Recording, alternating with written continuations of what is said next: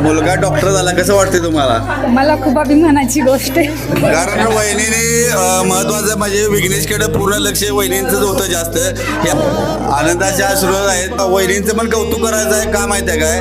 कारण दादाचं लक्ष असून सुद्धा वहिनीने विघ्नेशला म्हणजे घडवलं कसं, तू असं करायचंच बघ, तू तसं करायचंच बघ. ह्या गोष्टी आहेत ना, ही आईच करू शकते आणि तेच वहिनीने करून दाखवलं. आणि त्या यशामागचे पाठीमागचं कारण म्हणजे की आमच्या वहिनी पण जवळजवळ पूर्ण आहेतच त्याच्यात आणि दादा पण आहे. आणि आम्हाला खरोखर आनंद वाटतोय आमचा विघ्नेश डॉक्टर झाला. माझी अपेक्षा होती की त्यानं खरंच मोठे डॉक्टर व्हावं, त्यांनी त्याप्रमाणे करून पण दाखवलं.